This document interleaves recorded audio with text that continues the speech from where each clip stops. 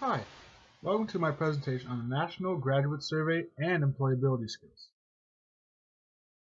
The purpose of this presentation is to give first-year students the employability skills they should develop by the time they graduate and how. The average age of graduates that participate in the study was 28. It is pretty even among male and female graduates, as you can see by the graph displayed. In this survey were questioned in 6 categories of skills and abilities as whether they were excellent or not very good in them. For the purpose of today's presentation, we'll be focusing on only 3. The 3 skills I would like to focus on are the ability to learn and use technology, the ability to solve problems effectively, and the ability to analyze and think critically. As you can see, very few graduates said they are not very good at these abilities. So let's dig a little deeper and see just how many men and women are excellent at these abilities. Now for this ability to think and analyze critically, you can see the wide discrepancy between men and women, as 57 men answered excellent to this ability to the 115 women who answered they are excellent as well. This is something that may be as a trend as the presentation goes on. As for the ability to solve problems, there is a much wider gap among men and women, which raises the question, what can we do to fill this gap to make it more even among both sexes? To combat our earlier findings, I would recommend for both men and women to work on the employability skill to think and solve problems, because you need to display an ability to take a logical and analytical approach to solving problems and resolving issues.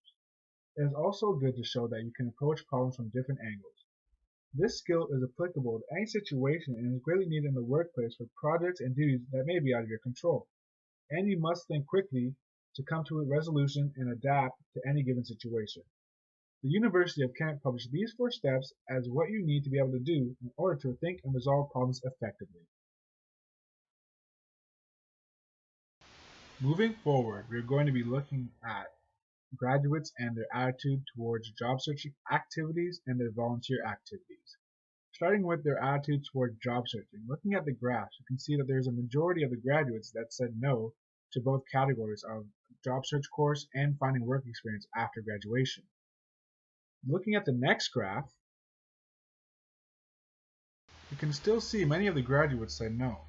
But this is quite surprising since the end goal of graduating is to get a job. So why not access these activities for job search and counseling that are available to you? Aside from the job activities that we just discussed, we're now going to take a look at the volunteer activities of graduates. On the graph on the left, you can see that 100 graduates said that finding a job through their volunteer activities said it didn't help at all, while 17 said it had a great extent and 35 to some extent. Now, moving your attention to the one on the right, 184 graduates said that they took part in an unpaid volunteer activity, while 312 said they didn't, but that doesn't rule out that they may have done a paid co-op or anything like that. This is reinforced by these 2 sets of graphs showing the influence the graduates got from their volunteer activities. There is a clear connection that graduates who had a positive attitude and improved on their writing communication and teamwork have gone on to get a job from the experience. This is evident in the total from the great extent in both categories are often close to the 3 categories that said great extent to some extent and very little in the previous graphs before this. This is the final ability that I have not touched on yet, because the ability to learn new technology is very, very important in today's society as it grows each and every year. The reason why I say this one to last is because people are not well versed in technology. They know how to use it, such as Google, maybe a Google Doc, but do they know how to use the software? Finding out how to make Excel formulas, spreadsheets, and stuff like that? I don't think so. So this is something I would suggest graduates jump on and use. The recommendation I'm making today is the employability skill to learn continuously.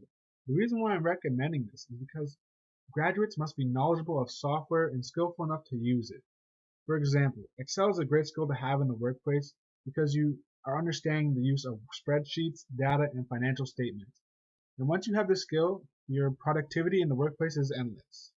A suggestion for graduates who want to learn and work on their computer skills like keyboarding and emailing and software skills like Excel and Web 2.0 tools, it would be helpful to take an APCO course offered at Brock University to help get a better understanding of these concepts. In conclusion, the ability to think and solve problems and to learn continuously are the most valuable employability skills to achieve before graduation. Because along with these skills you acquire them, it also requires a certain mindset that will stay with you through graduation into your career and for the rest of your life. That concludes my presentation. Thank you for watching.